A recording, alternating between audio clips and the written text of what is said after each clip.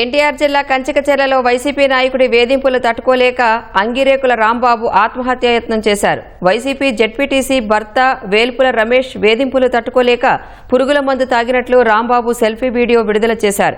భూమి కొనిపెడతానని డబ్బులు తీసుకున్న రమేష్ తిరిగి ఇవ్వట్లేదని బాధితుడు ఆరోపించారు.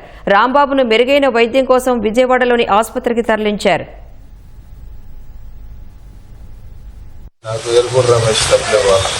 కాంతార మేసాల కాంతార వాళ్ళిద్దరూ నన్ను టార్చర్ పెట్టి పొలం కొని నా డబ్బులు ఇవ్వక నన్ను టార్చర్ పెట్టి రాత్రి కూడా షట్టర్లో గొడవైంది.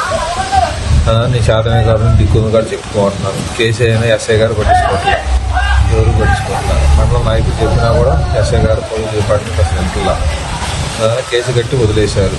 నాకు న్యాయం జరగల. నాకు లోకేష్ అన్న ఈ వీడియో లోకేష్ అన్న కాడికి పోయి నాకు న్యాయం జరిగేట్టు చేయండి. నేను నా కారణం రమేష్ మేసాల కాంతార కొడుకులు. నాకు నా పిల్లగాళ్ళకి న్యాయం జరిగింది.